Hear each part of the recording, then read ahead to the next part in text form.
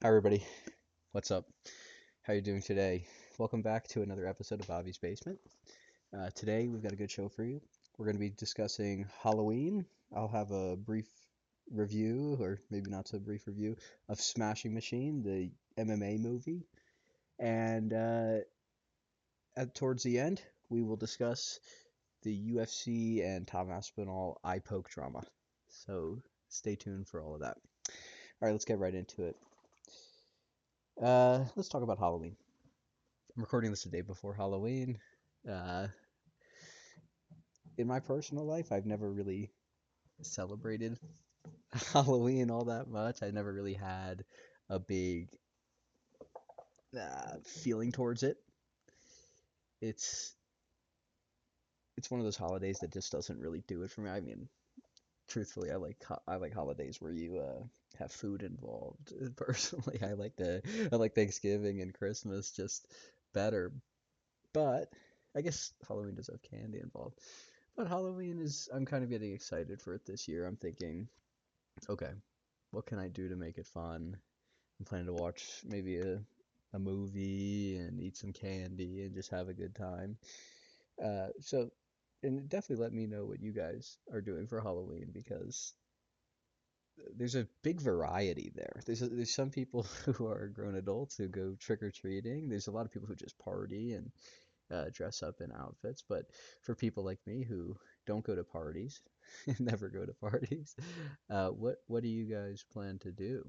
Um, I know my housing complex, they are having like a little Halloween get together. I'm not going to go to that because I'm not, you know, a degenerate. No, I'm just not a social person. I'm not into doing these types of things. I'd rather stay home. It's just be more fun for me. Uh, I'm just, I'm not that fun at parties. I don't think. I mean, maybe not so surprising. It's just not my format. I'm not somebody who's gonna be a great time like that. But, I recognize that a lot of people enjoy it, and I think that that's really great for them. And I definitely like when women dress up in those sexy Halloween costumes. Those are really nice. Uh, I guess that's kind of part of the fun of going out, but it's not really, truthfully, where I live, you see a bunch of,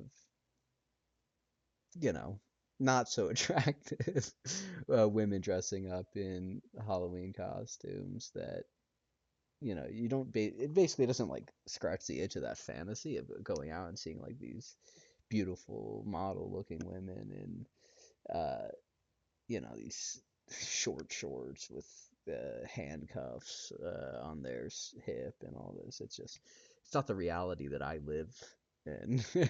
But I don't know. Not to mention, candy is a complex issue in general. And I don't drink either. There's another reason why I'm not fun at parties. I think drinking is not for me. So, to be clear, it's a once in a while, like fun type of deal, but for me, it's not my favorite thing to do. Uh, but yeah, I mostly wanted to just bring up Halloween. I don't have too much to say about it. It's not the greatest holiday, but I want to just bring it up because it's coming up, and I want to hear what you guys are doing for it. If there's anything interesting, definitely drop a comment. Okay, let's move on to the next subject. Uh, let's talk a couple weekends ago. Let's talk the Smashing Machine, which is it's a movie about Mark Kerr, who was an MMA fighter and former UFC fighter. Uh, and I went to go see that a couple weeks ago, and I want to just give a brief review of it. Or, you know, I thought it was pretty good, but it kind of it felt like it lacked a lot of substance. For people who haven't seen it or who don't know what it's about, Dwayne The Rock Johnson plays this gigantic uh, ex or MMA fighter. I guess not ex MMA fighter, but because it's at the time of the movie. But MMA fighter who they follow a period of his career that is probably the most tumultuous. He goes through drug addiction with pain medications.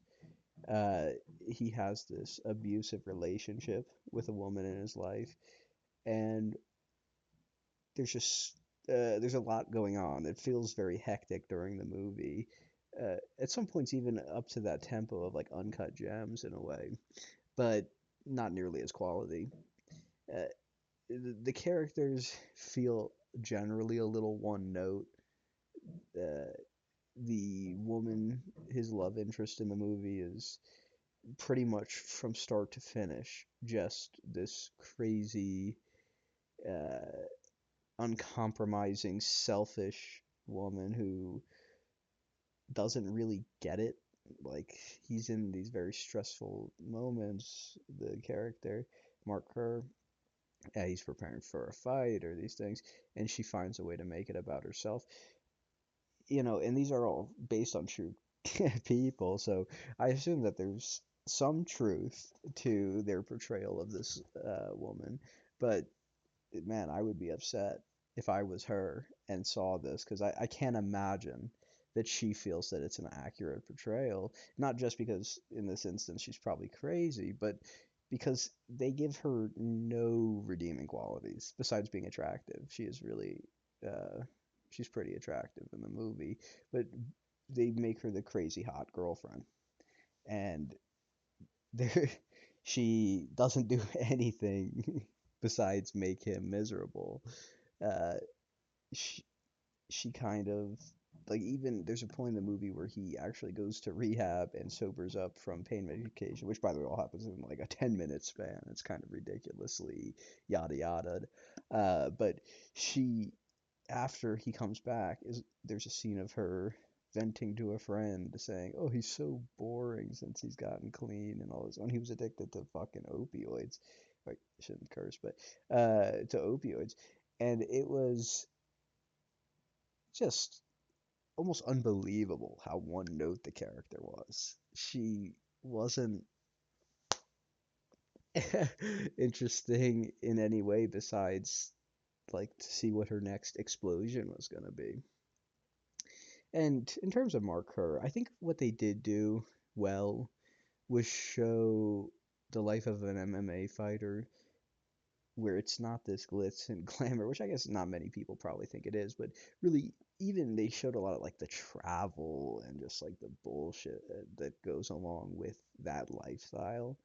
Uh, and it's it's not super enviable. A lot of it in the movie is them traveling over to Japan to fight, and him having to potentially fight his best friend and training partner and all this stuff. It's just, and if you look at the modern MMA, or even just like overall combat sports like boxing and MMA landscape, it's a very brutal world with very top heavy pay scales, and uh, just it's not great. So I'll get more into that a bit later with the UFC eye poke thing that happened this last weekend. Uh, Overall, the movie, it's not incredible. If you hear Joe Rogan talk about it, he'll say it's the best thing that he's ever seen, but that's because he's super nostalgic for that time period of life, is what it seems to me. And he probably, in fact, knows a lot of the people who either made the movie or were in the movie, and just he's essentially very biased. Um, but from a non-biased perspective, besides the fact that I like combat sports and I was there to support that uh, genre or that coming to the big screen. I wanted, similar to like how you want to see like back in the day, I guess, like a Muhammad Ali biopic. You want to see these great sports figures get memorialized through film. I think that's like a high honor in our society. I mean, not to like look at what's coming out soon, this Bruce Springsteen. I think it's, these biopics, they're popular for a reason, they're made for a reason, and they are reserved generally for some of the most special people to have ever graced the landscape in which they were in, whether that be the entertainment industry, music, or uh, fighting, or sport, or whatever it may be. these are usually some of the greatest of all time. Mark Kerr, I do believe, is a bit of an exception to this, but I think it's the reason why they chose him. He's a very there's some interesting storylines and threads that they can go with, but he I wouldn't consider Mark Kerr one of the greatest combat sports athletes of all time, just through pure ring accomplishments. I'm not sure if other people, if you strongly disagree, I would love to hear your reasoning. Uh, yeah, was it a cool moment in history to see this movie be made? Yeah. Was it a great movie? No. Is it something that I think 20 years from now people will be talking, dude, that Mark Kerr movie, that's a smashing machine, that shit was fantastic? No, I don't think so. I just don't, it was good, but it wasn't anything to write home about. It's not something I'm going to go see again or have to watch again. I feel like you watch it once and you remember all the scenes. So it's, you know, it's a good movie. I would give it overall 6 out of 10, and I think that's a biased opinion of my on my own right, or in my own right, because I wanted it to be really good. I want this to be a thing that continues to happen where UFC type athletes uh, get more mainstream recognition. To me, that's an important step forward for that landscape. Okay, here's my little review. 6 out of 10. Dwayne The Rock Johnson should not get any awards, but he was pretty enjoyable in the movie. And when he shaved his head, he just looked like Dwayne The Rock Johnson. The girlfriend, I think it was Emily Blunt, is very attractive, but the character was very one note. Ryan Bader played the best friend, was impressively good, to be honest. I thought he did a pretty good job, but he's still an ex-UFC fighter, actor. He's not incredible. So yeah, I wouldn't recommend necessarily people check it out, but if they're really into uh, combat sports history, it's probably worth a watch. I mean, Boss Rutan's in it, so that should give you an idea of why it might be worth a watch. Okay, I didn't expect this episode to be so fighting centric, but this is what's on my mind, and that's what we're doing here. So, this last weekend, I was watching the UFC Abu Dhabi card, uh, and it wasn't a tremendous card at all. It was fine. I mean, there was an Umar Nurmagomedov fight that I thought was might have been my favorite fight of the night. It was exciting. Both fighters fought really well. Mario Bautista is a really good fighter. Uh, Mackenzie Dern versus Jan Jandiroba was, I mean, it was pretty boring to me. I also thought Jan Jandiroba was winning a lot of the fight, and I was clearly wrong. And I started to realize that from the commentary and the judges' scorecard after the fact that I was just not seeing it well. So that's part of it. I think it's partially I was bored to tears. I couldn't see out of my eyes watching the fight. And then after all that wonderful stuff happens, and the rest of the card was pretty mediocre regardless. But the main event comes on. Tom Aspinall versus Cyril Gane. There's so much tied to this. I'm like I think many fight fans I'm legitimately nervous to watch this. And Tom comes out, Gane comes out, they're looking across from each other, and the first round is highly competitive. Jab, jab, Cyril Gane admittedly is seemingly getting the better of Tom Aspinall. Now, uh, I didn't think for a moment that Tom Aspinall was going to lose the fight. I think that's something that people aren't really discussing about this. It never listen, Tom Aspinall was facing some adversity in the first round, sure. But did it ever feel like Cyril Gane was going to really mount something? It felt like Cyril Gane's best chance was to Max Holloway this thing to a 5 round decision, which is technically possible, but I think against Cyril or against Tom Aspinall, that's just so dangerous and so unlikely for you to be able to sustain for a full 25-minute fight.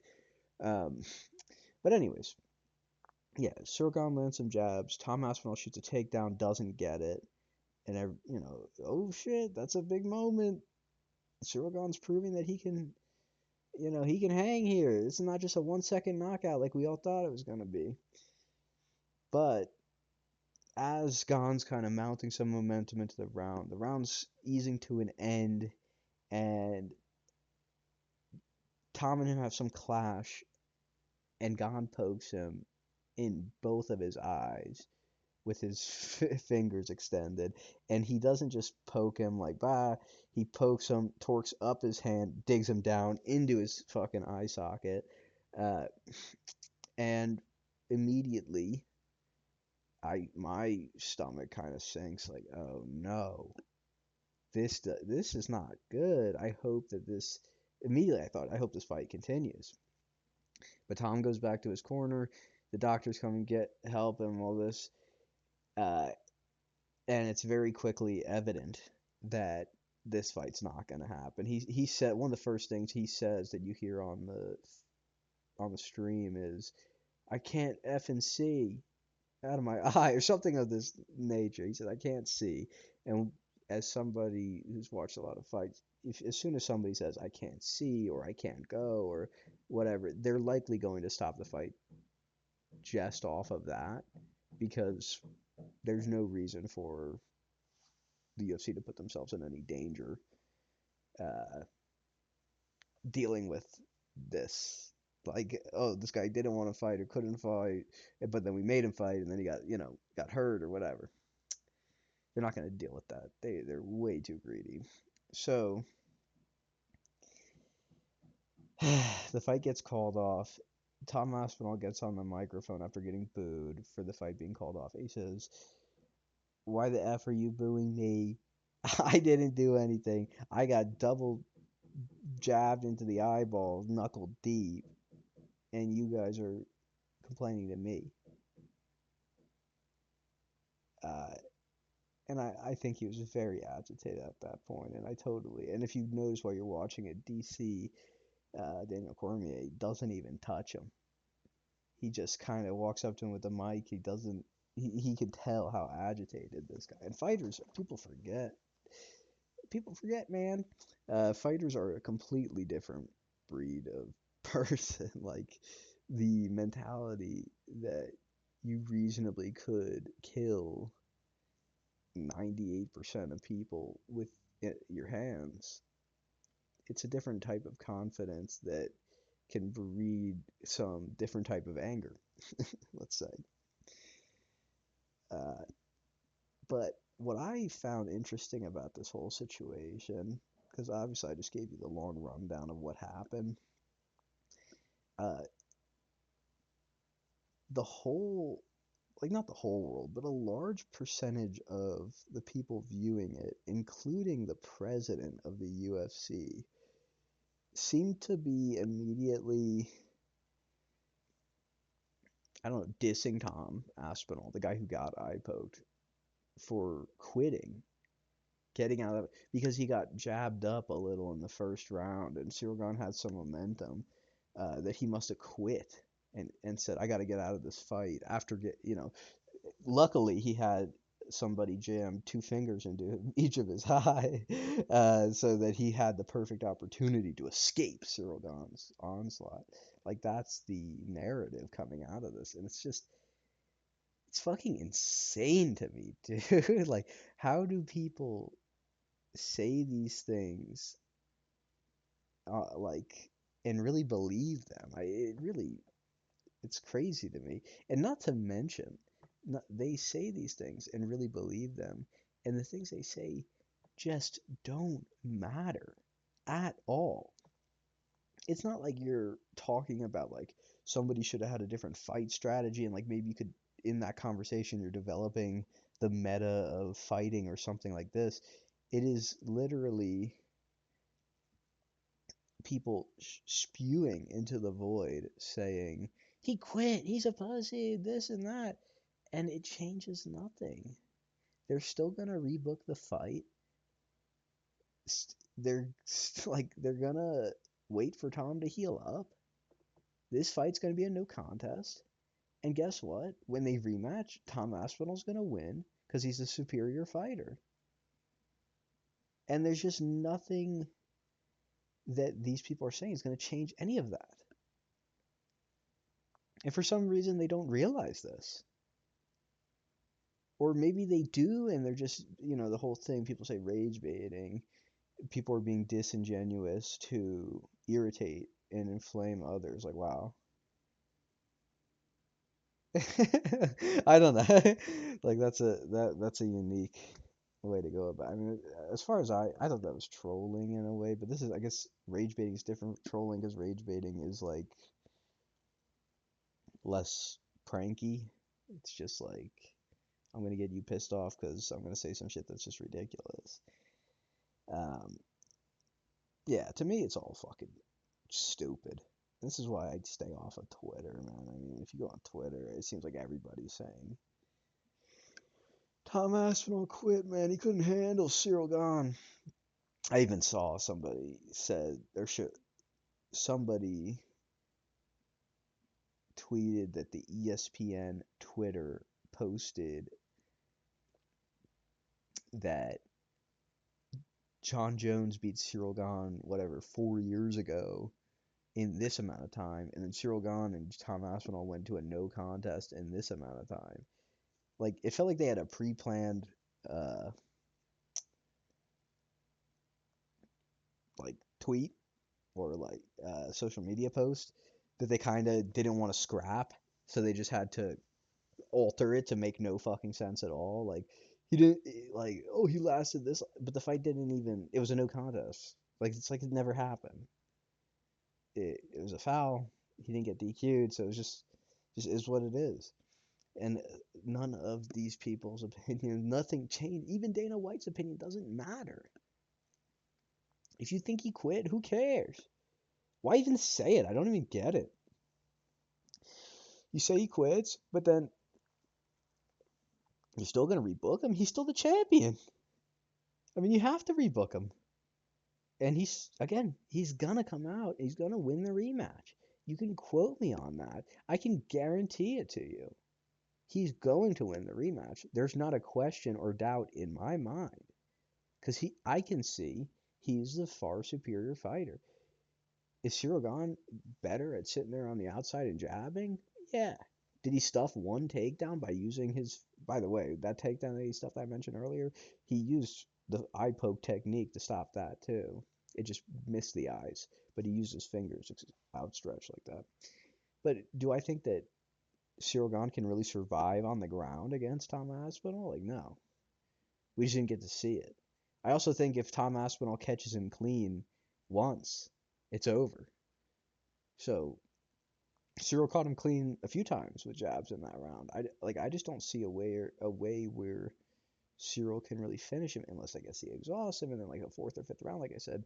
But it just in my mind, Tom will get desperate enough before that point where he says, I have to take this guy down or I'm gonna lose. And he takes him down and he chokes him out. Or he takes him down, he beats the shit out of him. Because Tom can do that too. I don't know. I think Tom's the best fighter in the UFC. He did not look good against Shogun in round one, but I mean, I can't tell you how many fights I've watched where round one somebody doesn't look good, especially in a championship fight. Not that they don't look good, but they aren't necessarily like. For example, it kind of reminded me of the way the first round between Ilya Topuria and Max Holloway went, where Max Holloway was kind of like, oh man, Max looks good, man. He's kind of sticking it to Topuria. He's a little rangy on the outside. He feels like he's winning this. And I think it was they went 2 rounds, but it might have been later in there. But I think it was 2 rounds. They come out in the second round. Uh, Topuria puts a little more pressure on him. He cuts him off once or twice well, and then he drops him. And then he's stiff on the ground. And it's over. Fight over. Like this is how MMA works. You don't have to be uh, perfect to be a winning fighter. In fact, I would say Cyril has to be more perfect than Tom does, which is why I just think Tom is good. He will win the rematch. I'm not. There's no doubt in my mind. So then all this narrative of he quit against God, he's afraid of God. It's all going to be less than a footnote in this storyline. It's just ridiculous. So those are my thoughts. Everybody should shut the hell up. Let Tom come back and fight. And also, these these people are saying, "Oh, his eye isn't injured that bad." You don't know. And to accuse a UFC fighter of quitting a fight, even though I know a lot of other UFC fighters did, that does not make it excusable. It's sickening. It's honestly disgusting. Nobody knows what's going on inside his mind or his body. And so to say that he's a quitter when he's literally the UFC heavyweight champion of the world is it's just ridiculous. And he's gonna use this fuel to come back and probably starch him in the first round, and then it's gonna be one of these what now moments. What are you gonna say about me now? Uh, and everybody's gonna be, oh shit, man. And maybe that's what people want. Good for them, man. I hope they get what they want. I know they will in a sense. Like Tom's gonna win the next fight, but okay. Actually, I'm gonna wrap this up with giving a little bit of my thoughts on the NBA season start. And I want to start with the thing that I am most excited about. Well, first off, tonight the Heat are playing the Spurs. And I'm very excited because the Miami Heat are my favorite team. I'm excited to see how they do against who I believe is the best player in the entire world, Victor Wembanyama. I mean, if you're not watching basketball, tune into at least some Spurs highlights. This guy is an alien. He's 7'5". He plays like a point guard. Maybe that's a bit of an overstatement, but he has guard skills. He can tween, drive left, step back, three, like James Harden, bro. He is really dangerous. And you will see, if you don't know who he is, you will see him winning and competing for championships for the next 10 years with these San Antonio Spurs. And not to mention, he's got a rookie teammate, Dylan Harper, really good. Really good. For sure, really good. I can guarantee that too. uh, but yeah, the opening to the season has just been so fun watching these guys play. The Nuggets look really good. The Thunder look pretty good. Probably will get back up once J-Dub. They should be the favorite for the title, I would say, once J-Dub comes back. The Lakers are floundering, but Austin Reeves is keeping them afloat by having really good performances, and who cares about that? It don't matter. This is like early season stuff where you get so many injuries, or just like, I mean, I would say these injuries don't bode well for the Lakers season, but I think it's not necessarily true. Yeah. Um, it's been good. There's a lot of scrappy teams. I think the Heat are so good in a weird way. Like I think they might be able to sneak like a 4 seed in the East and be a hard out.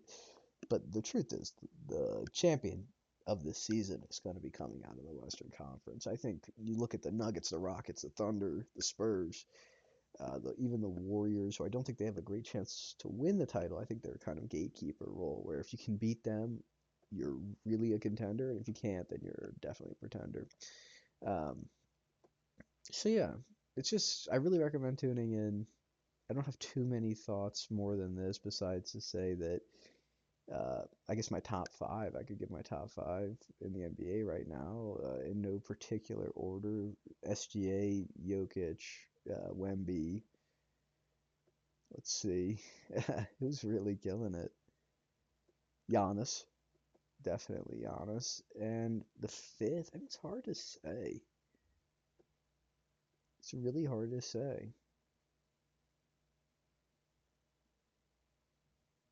Trying.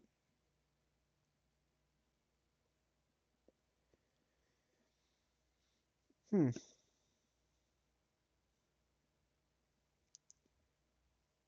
I don't know. Those are to be the top four though. Those would be the top four. Did I say, I said Wemby? I said Jokic, Wemby, SGA, Giannis. Yeah, I'll just leave it at that then. Those are my top four players in the NBA this season so far. It's going to be a really fun season. I really recommend tuning in.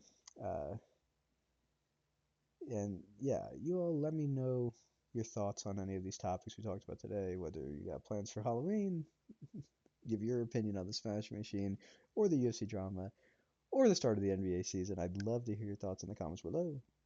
All right, appreciate you. Love you. Like, subscribe. Bye.